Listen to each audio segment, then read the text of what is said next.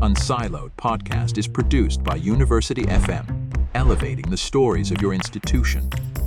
Welcome to unSILOed. This is Greg LeBlanc, and I'm here today with Adam Galinsky, who is a professor of leadership and ethics at Columbia Business School and also the author of a couple of books. This is fresh off the presses, I think. It's called Inspire, The Universal Path for Leading Yourself and Others, which was preceded maybe a decade ago with Exactly a decade, yeah.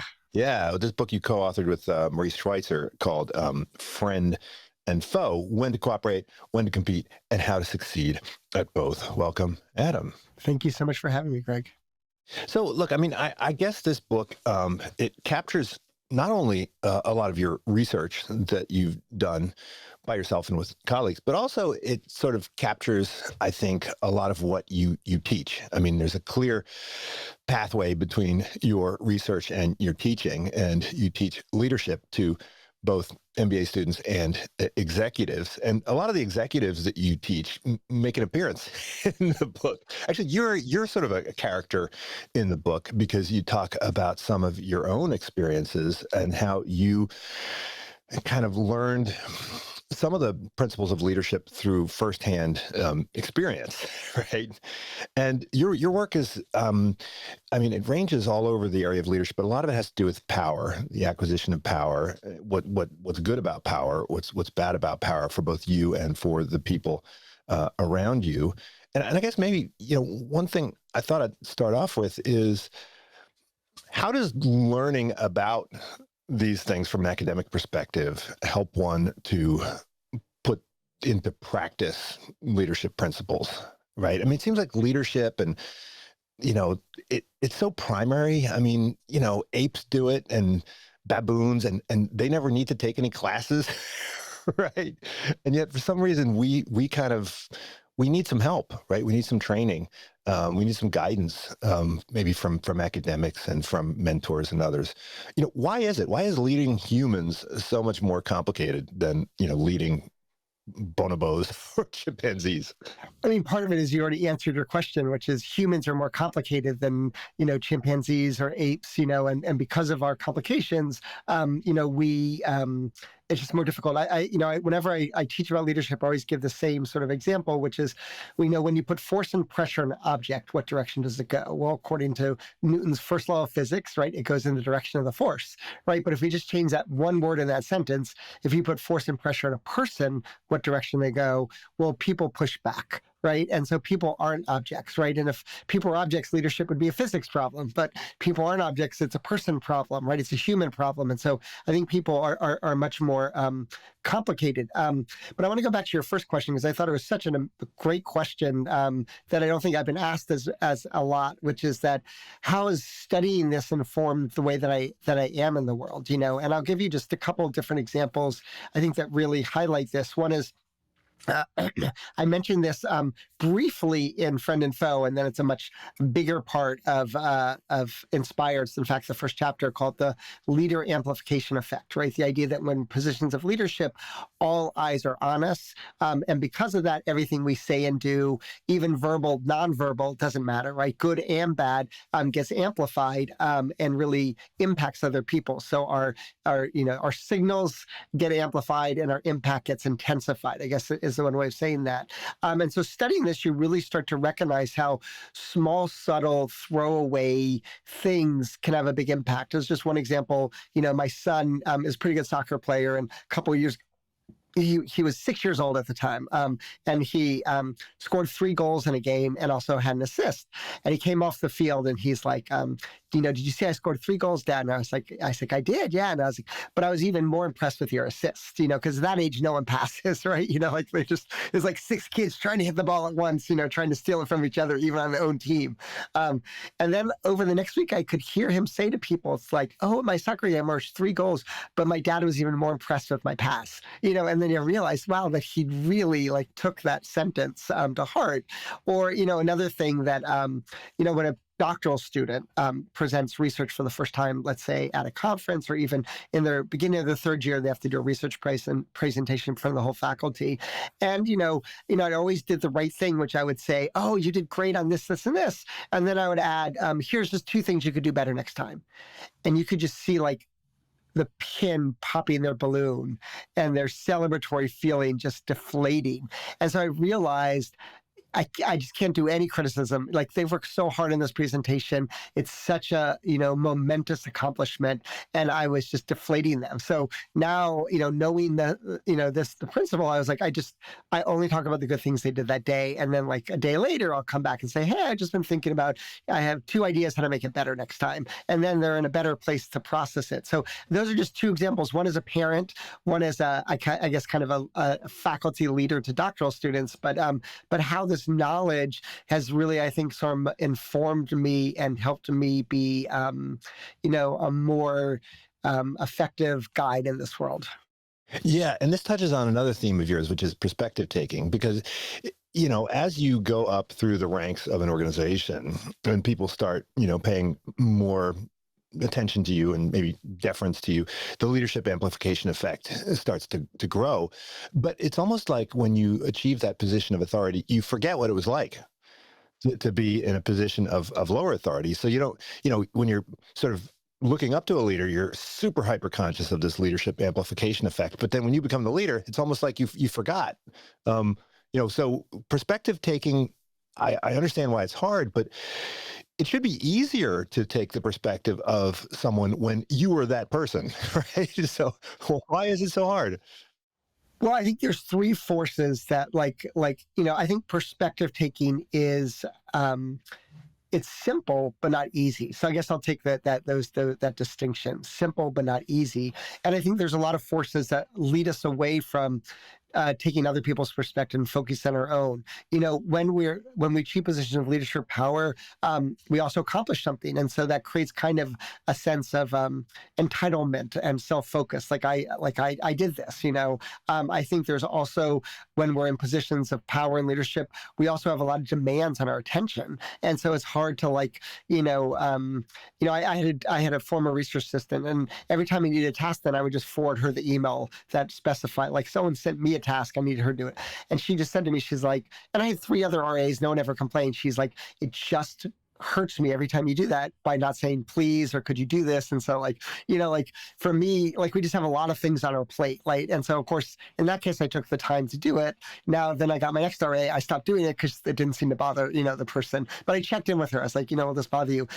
So I think there's we're cognitively loaded. We don't have the incentive to take other people's perspective because people are taking our perspective, and we have that sense of entitlement. And then there's also the fact that we also know from my research, I published a paper called, Anxious and Egocentric. Maurice Schweitzer, my co-author on Friend and Foe, published a paper about, anger and egocentric. So when we have also strong emotions, we get more egocentric. So, and we can get more pissed off when we're in power because we feel licensed, right? We don't have the same constraints. And so, emotionally, cognitively, motivationally, we don't have the same incentives to take other people's perspectives. And so it becomes very difficult. Now, this is the deep, deep, deep irony, which is that we have greater impact, but we're less aware of that impact. And I want to come back to your point about we're not even aware, right? And so when I became a vice dean 3 years ago, thankfully, my term is ending in July 1st. And it's not been fun to be a vice dean during this day and age of attacks on universities. But I was teaching for the first time after I become vice dean. And on the first day of my class, there was a problem with the projector. And it was making a loud sound. And it was the beginning of the school year. And I'm just like, how is it possible that on the first day of school, that I was literally the first person teaching that school year. And so I asked someone to come in. They said they couldn't fix it. And I basically was like, I find that pretty unacceptable, that I have to deal with this. And then later in the day, they emailed me and said, oh, we spent all day on this. We figured out the problem. It's going to be fixed for tomorrow for your class. And I wrote back a note saying, thank you so much. I really appreciate how much. But a month later, the chief operating officer of the school comes to my office and says, hey, I just want to remind you, you're always wearing a dean's hat. And I was like, yeah, duh. She's like, really? Duh? Do you know this? She's like, do you remember that woman on the first day of school? And I was like, yeah. She's like, you made her cry. Because you were not a professor that was upset with her. You were now a vice dean that was upset with her. And I felt horrible, but here's kind of even the biggest irony of all. I was literally teaching about the leader amplification effect that day, and it's just like, so it's hard. So we have to really train ourselves and put in practices into place that remind us, right, to take other people's perspectives. Yeah, and you talk about these people who have sort of low status but high power and how they become like the most annoying people in the organization. And I thought that was really profound because in many ways, the reason why it's surprising is that sometimes we don't think of them as low status, but they think of themselves as low status. And so it doesn't really matter how you view them. What matters is how they view themselves, right? Sure, but you can also support them and give them status. So I tell this, I probably one of the greatest examples of this is, bouncers at clubs, DMV workers, people who control a really important resource. There's a lot of people at universities. Yeah, yeah. Right? Well, reimbursement clerks are the classic one, right? Because Yeah. Pretty much anybody who's not faculty at a university feels somewhat insecure, right? Absolutely. Yeah. And power is I'll come back to this example, one example, but we had, when I was at Northwestern, we had someone who did all the reimbursements, and she was like the soup Nazi, exactly like the soup Nazi on Seinfeld. Like, you had to hand it in a particular way. If you smiled crookedly, she'd push it into a pile that would never be seen again. You just felt totally, she had so much power, but she also felt a lot of resentment towards the faculty for a couple different reasons. One is, economically, she couldn't afford to travel, but she also has some health problems, kidney issues, that made it difficult for her to travel. But someone alerted me. They said, she really loves snow globes. So whenever you travel, get a snow globe from that place, bring it to her, and your reimbursements will be magically expedited. So I started doing that. I still remember the first time I did it. I was in Spain, and I got the most. I thought I was at the airport. It's just garish snow globe, but she loved it, and there's a couple things going on there. It shows that I thought about her, that her preferences and interests mattered to me, and I took some step, to support those preferences. And so you could just see her light up like a Christmas tree, like when I did that.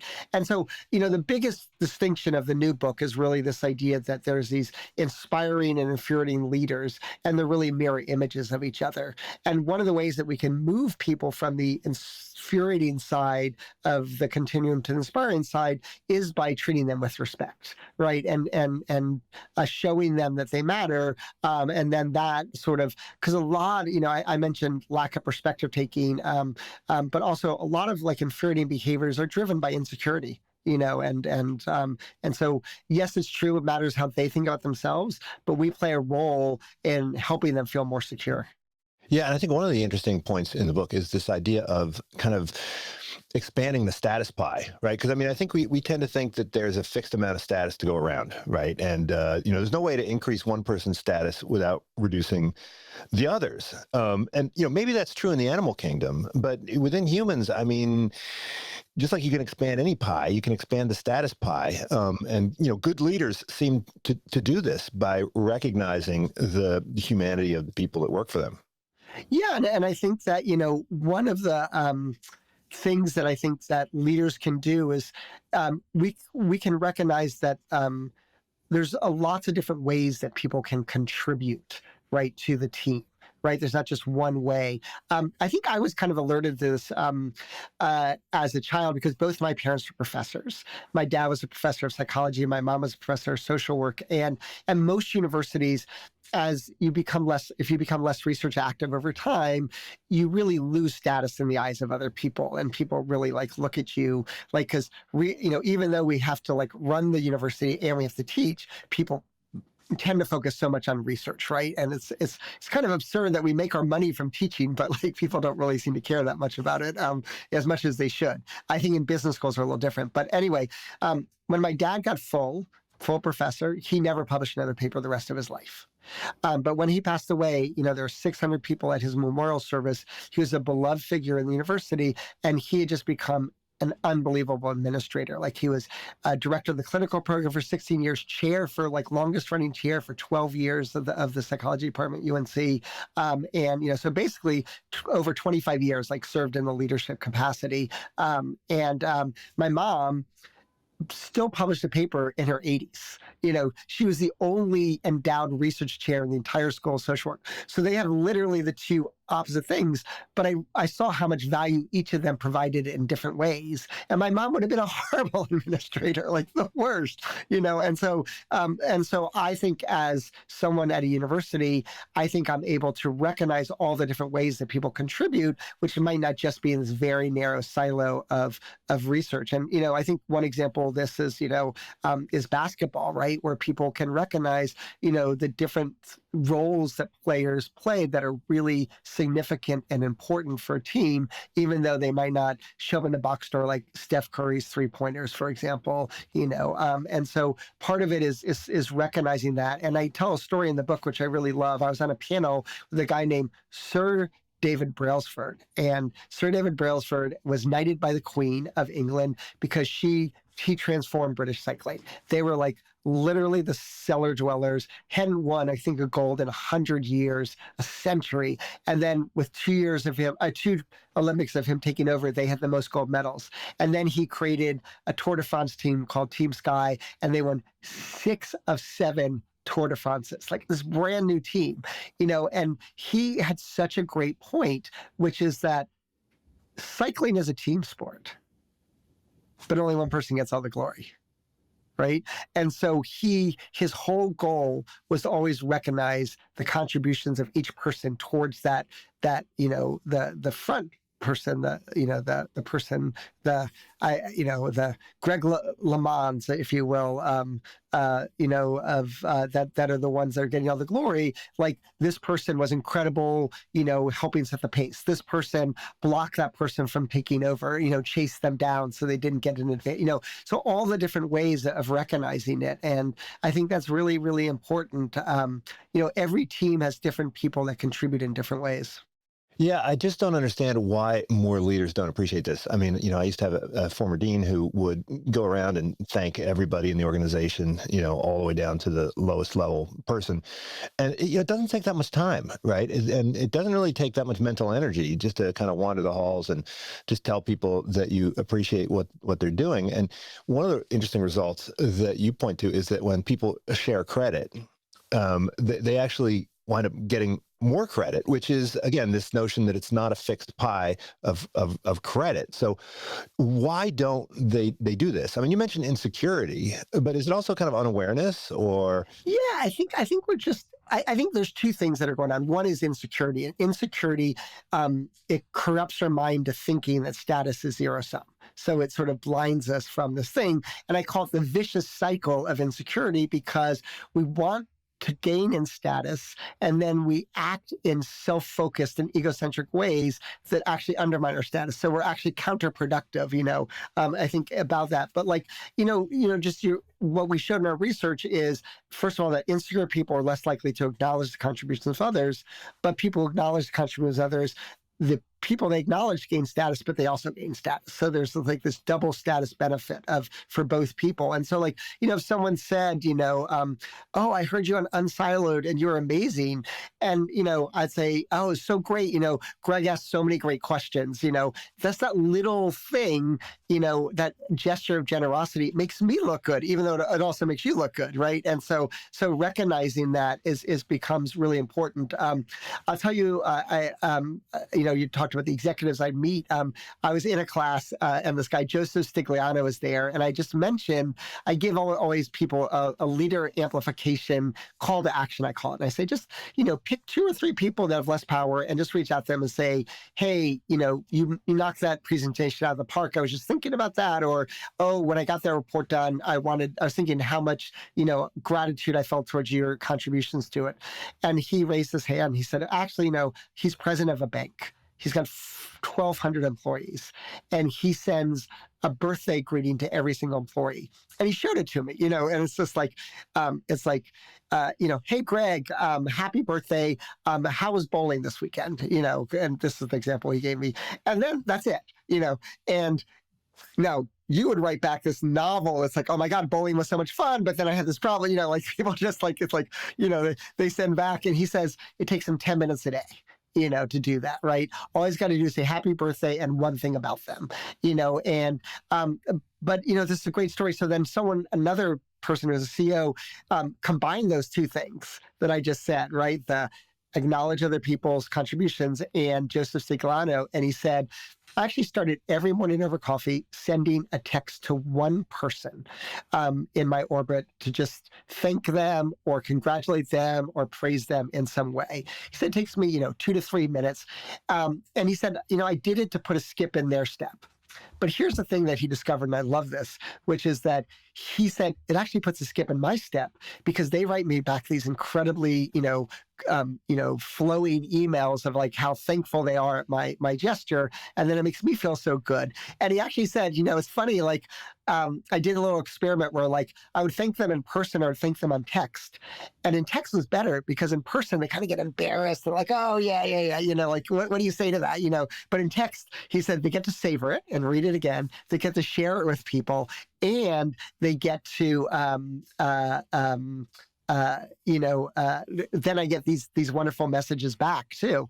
So it's like a win-win for everybody. And so, after he told me that story, I've been trying to do that. And like everyone likes to be praised. I got the most amazing note from a student, handwritten note from a student that just filled me with so much joy that I got it about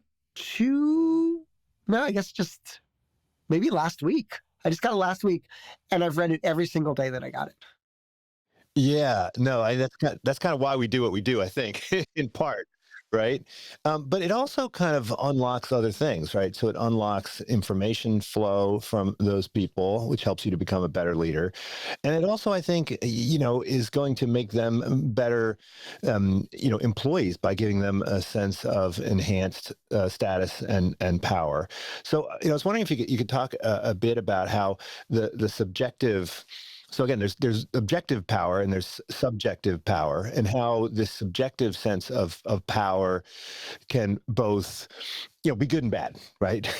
There seems to be the good and the bad, and I think you're trying to disentangle them so that you can figure out a way to give people the sweet without giving them the bitter. Yeah, I think that the best way of saying that is like, I know it's a kind of a cliched phrase, but power is double-edged, right? And I mean, the first thing that I've done, in my research, and this is something I really studied probably about almost 2 decades ago. So it's not as much as like prominent now, but in some ways because we kind of solved the problem. But like, a hierarchy, this sort of rank ordering of individuals around power and status is, there's not a single social group of humans that exists that doesn't have some form of hierarchy. And there's almost not a single animal species that doesn't have some form of hierarchy. In fact, there's some species which are called superorganisms, where they're so hierarchical that, and everyone knows their exact place, that they almost function like a single entity. Like, bees and ants are 2 examples of that. Bees are particularly ones that are sort of exemplified. And one of the things people have shown is a superorganism has never gone extinct, right? So it's so hierarchy is incredibly efficient. But social hierarchy has so many positive traits because it solves a lot of problems of group interaction. So the first thing it does, it sets patterns of deference, right? So it's like, we defer to the higher power person. There's a great study that I really loved, where it's like you play a game and the game looks like this. If choice A, Greg gets 16 lottery tickets, Adam gets 8, and choice B, Adam gets 16 and Greg gets 8. And we both have to make a choice blind to the other person's choice, but we only get it if we both choose the same one. Now, if we're playing with our best friend, like I'll be like, I'm going to be generous to Greg, I'll pick A. And you're like, well, I'm going to be generous to Adam, I'll pick B. And then we both lose, right? But when you're playing with your boss, it's pretty easy, right? If you're my boss, we both choose A because the boss deserves more. So it's really useful for coordination. Hierarchies also gives people just a sense of control, right? I've shown that in my research. And then it gives people incentives to work hard for the group because you get better rewards when you move up. I mean, the other thing is that, people want hierarchy. I mean, we normally think that, if you're if you're subordinate, then this is bad. But I mean, we crave leadership, right? We want leadership. We need coordination, right? And if no one knows who's in charge, then everybody's kind of anxious and nervous. We want to know that there's a pilot on the plane. Actually, I find that some of my current MBA students, they're very reluctant to take on positions of leadership. So, for instance, if there's an event where the club will organize an event, and they'll just kind of plop food on the table, and no one will stand up and say, "Hey, look, this is the deal." You got the vegetarian food over here, you got the line forms over here, and everybody's like looking around, and nobody can figure out what to do because the current batch of MBAs, they're kind of, they feel I don't know, they feel bad about taking on these leadership roles. They fail to understand that this is what people actually want. They crave it.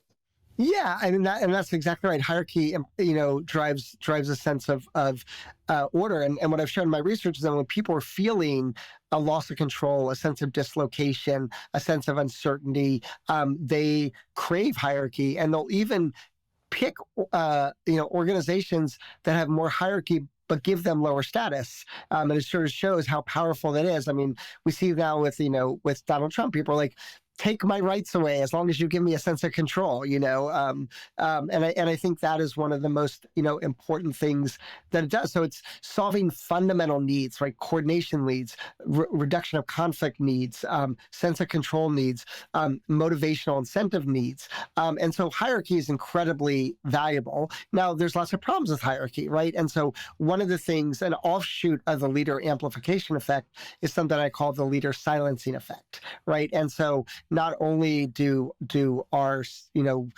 mere presence in some ways silences other people, but like if someone shares an idea and we don't really react to it in a positive way, it doesn't just shut down that person, it shuts down everyone, right? And so we have to actively think about ways. And so one of the big themes of my book is this idea I call it thinking like an architect, right? Which is like, how do you design, let's say, a group discussion to get all the ideas on the table, right? To have wise decisions, we need as much, unbiased information as possible. And there's lots of like just tiny things that you can do. Like, here's a simple one. Don't be the first one to speak. Right? If you're the leader and you speak first, now everyone knows your opinion. They're going to give you stuff that's consistent with it. It's going to be much harder for them to contradict you. So if you speak later, right, it's different. If you really want people to feel comfortable speaking up, don't sit at the end of the table, right? Then it's just reinforcing your power, especially if you have someone who you consider the most expert and you really want their point. You let them sit at the table. Sometimes we run meetings by like sharing leadership. Like, today, Greg and I are going to both lead this meeting together, right? Type of thing. And so there's just so many, small things that you can do. The Army, their post mission debriefs are incredibly important. There are opportunities not only to get all the accurate information and also to help people deal with emotional consequences of the mission. But also to learn from it and do better the next time. So they walk in those meetings with no uniforms on, because if you just walk in with the uniforms, it just creates the hierarchy. So they go in civilian clothing just to reduce that. So, a lot of it is just like really subtle, small things, but that have big impact in helping people feel, more comfortable speaking up. Yeah, I one time introduced someone to my dean who was unfamiliar with the university. I said, "Oh yeah, this guy's my boss," and he said, "No, no, no, I'm not your boss." Right? He was very clear, very insistent, but one of the things that with respect to the silencing effect, I mean, it doesn't silence everybody, and so one of the things that I always tell my students in leadership classes is, seek out the people worth listening to, rather than listening only to the people who seek you out, right? So there's this sort of, information filtration effect where the people who wind up with the biggest voices are the ones that actually feel the most confident in, seeking out your attention.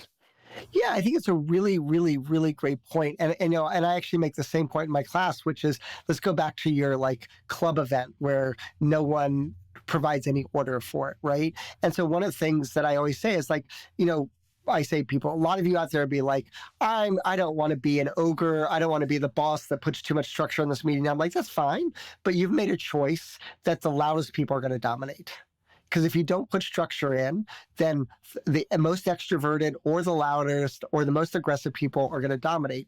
And one of the reasons why we create structure is to create that equal opportunity for everyone to be involved. And so you can do that, but you've also made a very, very important decision about what voices you're prioritizing. And I think that's the one thing. I mean, the one thing that was such a great question you asked at the very beginning, and is that, like, how has it informed my own life? And I think that, one of the things that I hope from my books and from my teaching is it just helps people take a little step back and think thoughtfully about, like, little things that they can do, when they walk into a meeting, just be a little conscious of, like, where's the best place for me to sit? 5 seconds. That's all you got to think about it, right? But, like, what am I trying to accomplish in this meeting? Who needs to speak? Okay, I'm going to sit here, right? And, like, I know people sometimes feel like, it's overwhelming. I don't have time. Like, most people I know, once they get into the practice of doing that, it's actually very invigorating. It gives them a sense of agency. It gives them a sense of control over the world because they understand it. It's like the pill in the matrix, right? Like, the things, like, all of a sudden make sense in a way they didn't before. I mean, the thing that I find astonishing, again, is how much impact you can get from these relatively minor interventions. I mean, this is actually quite convenient as a researcher, right? Because, if everything were selection and nothing were treatment, then it would be very difficult to discover anything. But you have in your classes a couple of really simple reflection exercises that yield results, not just in the lab, but they seem to last, right? So one of them is this power reflection exercise where you recall situations where you were in positions of power or not in power, and they seem to affect how you behave and your likelihood of achieving certain goals and so forth. I wonder if you could talk about that, because it seems like something that anybody can do. Yeah.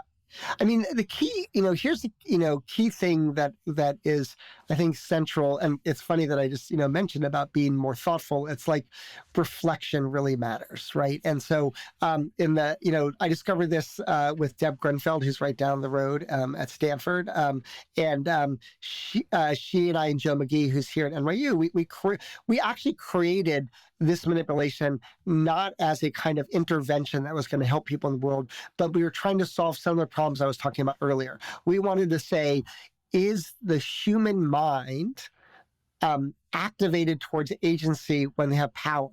Now, the problem is, if we make Greg the boss and me the subordinate, and then we look to see how much Greg and Adam act, well, Greg may act because he thinks he's supposed to act, like the prescriptive norms, or because he acts because he's trying to accomplish the goal, or he does it because he's got so much on his mind, he's got no form of inhibition. So we said, we want to take all of those confounding variables out of the equation.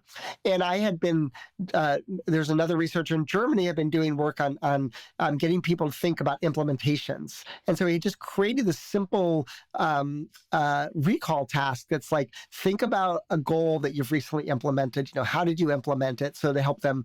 And I just said, think about a time when you had, essentially power and control. What was it about this situation that gave you power and control? How did it make you feel? And then, we just did this, and then it just produce these miraculous effects. One of my former students, Jillian Koo, who's now, she got a job at LBS, and then she got tenure at LBS, and then full at LBS, and now she's the chair at LBS, and then now she's vice dean at LBS. So she's really moved up. But she went in for her interview right after she had just gotten bloodied at HBS, Harvard Business School. She was like at a low point of confidence. And, she goes in and they give her 20 minutes before her thing to just prepare. And she literally wrote out the prompt that we had created, Joe, Deb, and I. And she thought about time, and she had power and control. And she said, I could feel the confidence, literally coursing through my brain, my veins. And she was like, it made me feel super. And then she went out and acted super, and she got the job. And so then we actually did studies of this. We asked people, before, live job, not live job interviews, but, when they're mock job interviews, we did a study with them. We did a study even with written job applications, where we actually put people, the letter that they wrote for the job into a packet, and then we sent it to someone else to read. And, what we found is that the thing that just seemed to matter is that doing that made people people feel so much more confident, and secure, right? Getting back to that notion of secure. Now, other research has shown that it lowers people's physiological reactivity. These are researchers in Europe did that. They gave the prime before a speech that they give in front of other people. I've shown it makes people feel more like themselves, more authentic. Pam Smith has shown it helps them see the bigger picture. So this little simple intervention is really, remarkable. I'll tell you just about one other reflection task, which I think is also just like, it's mind-blowing what the effect it has is. And I didn't discover this one. This is a guy named Claude Steele, who's also at Stanford. And Claude, basically, he discovered it's kind of like a wonder drug. He just gets people to reflect on their most important values. And he showed that it reduced, he was mostly interested in it from like psychological defensiveness. And he showed that like reflecting on people's values, he called it restored the global integrity of the self, and it made them less defensive with like threatening health information or feedback, or they would accept responsibility for things that they did, that they had done wrong. And then one of his students went and did this incredible studies in junior high schools where he took at-risk students and randomly assigned some to this reflect on their values and some not. And 5 years later, they were more likely to graduate high school, and that one was a one-time thing. They did it 8 times over 2 years, so 4 times a year. So we did a study. We went to Switzerland to do the study because I had a postdoc who got his PhD in Switzerland. We went to a Swiss employment agency. Everyone has to go to get employment benefits. And we gave people this values intervention that, again, I didn't create, but it just simply asked them to think about their most important values. A, why do they matter to you? And B, how have you demonstrated those values in the last few weeks? 2 months later, they were twice as likely to have found a job. And it was so strong, we had to end the experiment and give everybody the values intervention. Now, in that time, we also saved the Swiss government, tens of thousands of dollars too. So like everyone was better off, by this. And, I think, again, the values is this idea. It makes people feel secure. It helps them see the bigger picture. Like a lot of these things that coincide. Well, look, going back to the power priming or power recall intervention, I mean, there's 2 possible ways this could work, right? One is that you actually improve your performance in some objective way. And the other is that you affect the perception of your performance, right? So the audience then says, oh yeah, because we as audiences, we tend to think that more confident people are better. Right. So how do we disentangle those things? Well, let's go back to the job letter one I mentioned to you, right? So we have these job letters that people wrote, put them in envelopes, and then other people evaluate them and make a determination of whether they would give this person a job or not, right? And so we showed that people who had been randomly, and this was a fun study to do because we're like, okay, we're going to have you write a job application, but before you do that, we just want to get your writing juices going. So that's how we frame the power prime, right? And so half the people wrote about time they had power, half the people wrote time they have low power. Okay, now you've gotten a chance to write something. Now you're going to do this application, send it off. And so, they are objectively better, right? People are saying this person deserves the job. Well, yeah, but that could be because we're biased in favor of people who exude confidence, right? Yeah, that's absolutely right. So in fact, actually, it's a great point because we interrogated those essays. Like we used every type of linguistic software to determine what differed between the high power and low power job applications, right? And the single variable, it wasn't like the amount of positive words or negative, single variable was people just seem more confident in it. And so, so confidence is a complicated one, right? Cameron Anderson has studied, the problems of overconfidence, and Don Moore too, right? At Berkeley. And so I think you're right. It's hard to know. It is true though that, trying to think if, in the speeches study that they did, right, they showed, lower physiological reactivity, and they also showed they gave better speeches. I guess speaking is is it an illusion or is it the fact, right? Clearly people thought they were better speeches, do that. I'm trying to think if anyone's ever done Well, it's interesting too, because one of the things that was shown in my research is that when you give people the high power prime, it makes them more creative. But the reason why it makes them more creative is because they're just less influenced by other people's ideas. So it's kind of an egocentric effect, because we show that people rely too much on like what they just heard, and they're able to ignore that. So it's complicated. Well, I mean, that presumably also plays a role in the values intervention, right? Because if you double down on your values, then you're less concerned about what other people think about you. You're less concerned about social comparisons, right? And so that gives you, frees up some cognitive load to, work on what it is you're doing, right? Yeah, it's so funny. I mean, the values intervention is one of the funniest ones that I've ever seen, because we did this in our study. We measured every possible variable by which it might work, and we couldn't find a single, there was not a single pathway that we discovered. But at some level, it's got to be that they're feeling more secure, more like, I can do this, right? It's not showing up in our measures, but there's something about it, right, that does that. I think that's also why we want to acknowledge the contributions of others. It's really invigorating. Maybe that's a word, invigorating. That all of these different things, the power, the values, the acknowledging the contribution of others, they invigorate the person and help them. The world's a difficult place. Yeah, but in addition to exuding confidence, sometimes exuding humility or vulnerability actually enhances your position as a leader. I love the study with the dropping of the coffee. It was actually one of your colleagues, Bruce Kogut, who was a professor of mine when I was in grad school, who, when I went out to teach my first course, I was wearing like a banker suit. I had my tie all, tight and everything. And he came up to me and he's like, no, you gotta loosen that tie a little bit. You gotta flip the collar. You gotta mess up your hair, and you'll be a much more effective professor. And I was like, really? But there is like this little bit of vulnerability that you show that can help, as long as it doesn't directly undermine the thing that you're supposed to be competent at, right? So if you're the surgeon dropping the cup of coffee, that's not good. Yeah, and I think you're exactly right. And I think there's two things about that. One is Linda Rottenberg, who's CEO of a company called Endeavor. She talks about that she didn't really become sort of inspiring leader until she said, I stopped being super and started being more human. Now, in her case, it was around her husband's battle with cancer, and she opened up to her team about how it was affecting her. But here's one thing the research shows, and I think this is really important. You want to be superhuman, not human super. And what I mean by that is, I disagree with the advice Bruce told you. I think it's entirely true, but it's really hard to do it as a first-time teacher, and it's really hard to do it at the very beginning of the semester.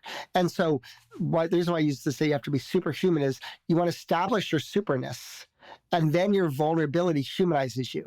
But if you make yourself too vulnerable at the beginning or too disheveled, right, then people won't take you seriously. And so, I tell the story of, every president for over a century had the same thing, which was a dog, right? And why did they have a dog? Because it humanized them. I mean, Barack Obama got a dog, and his daughter's allergic to dogs because it was such a presidential imperative. The only president to not have a dog in the last, I think, 150 years is Donald Trump. And so I think that's that recognition, right, that we need to seem human and not just super, right? And ways that we can do that. I always thought they got a dog because they needed a friend. I have a colleague from Wall Street. He says, if you want a friend on Wall Street, get a dog.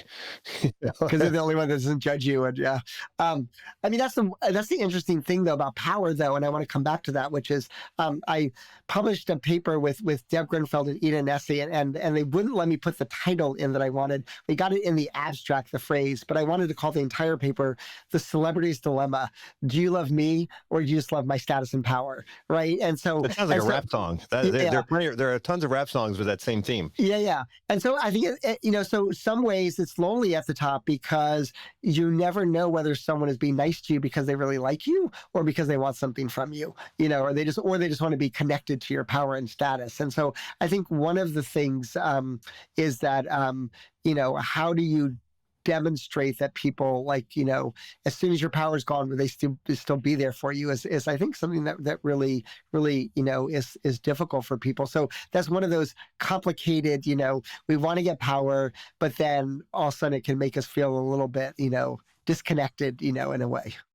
Well, so look, if there are these beneficial effects of subjective sense of power and status, and also, you talk about insecurity, right? So, of having some security, then part of these interventions are things that individuals can do on their own. But it seems like these are things that you can bake into the environment, right? As a leader, right? As an architect of this space, there are things that you can do to increase the overall sense of security, distribute status more broadly and widely, and give people a sense of power. I mean, what are some of the things that you can do? I mean, is there a way that you can, I don't know, bake this into the vision or the culture of the organization? Yeah, I mean, there's a lot of different ways, but one of the let me just give you, I want to take a step back, and you mentioned this idea of perspective taking before, and also power. And so one of my biggest research findings is that, that power lowers perspective taking, right? Even though the power have greater impact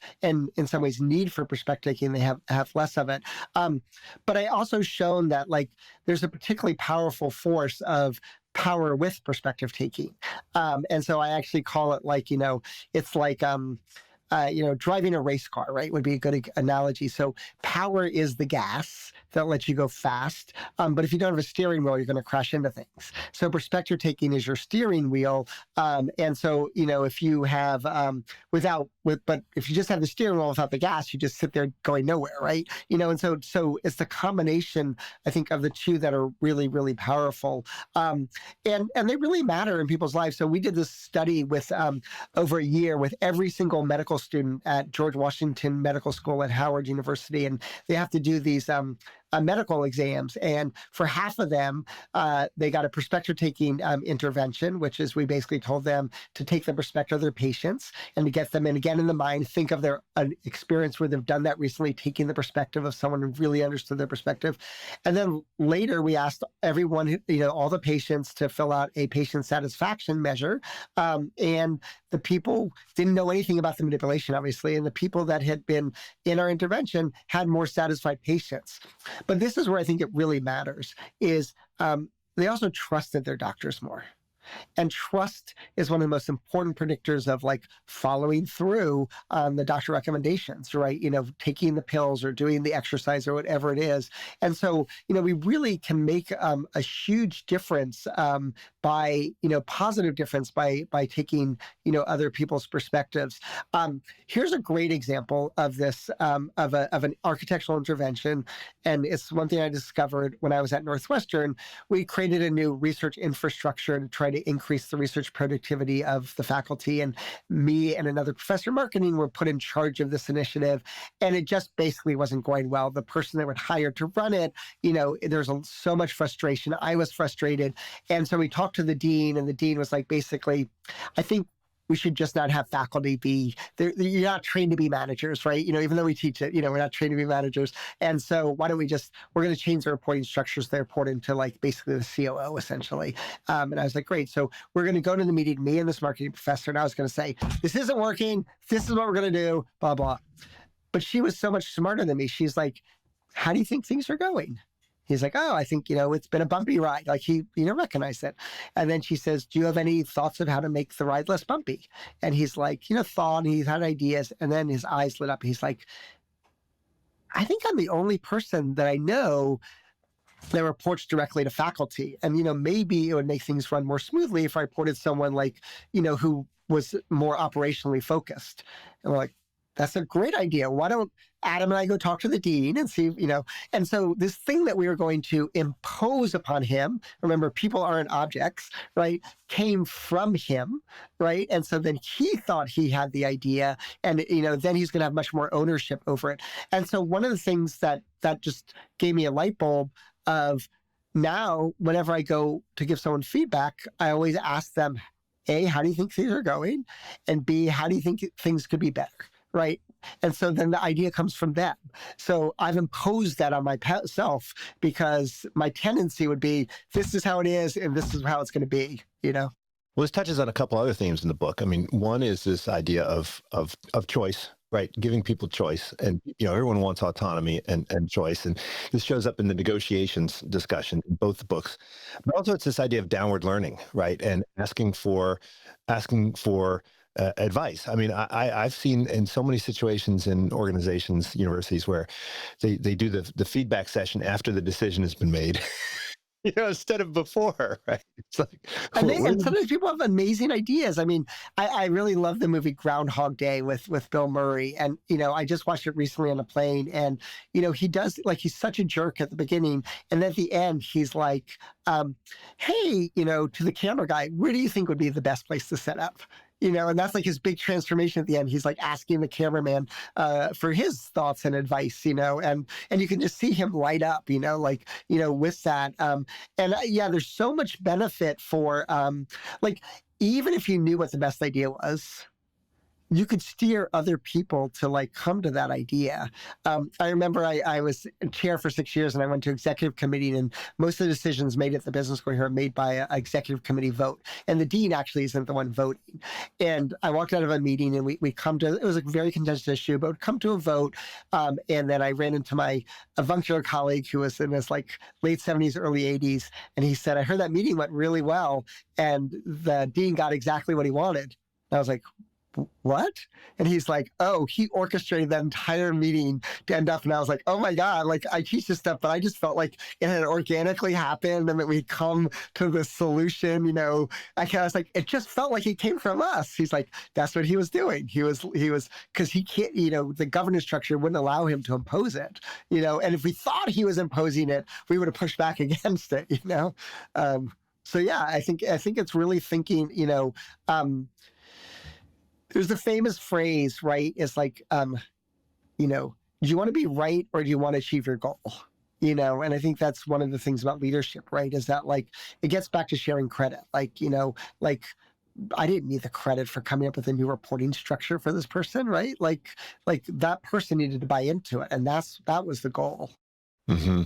Well, and the book is called Inspire. And so, of course, at the beginning of the book, you talk about vision and how important it is to kind of create a vision, and it has to be something that's relatively easy for people to understand and align with. And I love this thing called the throw up rule, because I have a friend who is his former CEO, and he actually didn't use that term, but he described exactly what you're talking about. And he said that this was actually the most difficult thing about his job, right? Because he went from being someone who was building and, he was an engineer and he was doing all this stuff. And then he just had to become a proselytizer and a preacher, and he had to go around and say the same thing over and over and over again. I've seen that with, good leaders in my organizations, where it's like, oh no, not the dang speech again, not the vision speech again. But it's amazing what role that plays, right? How important it is.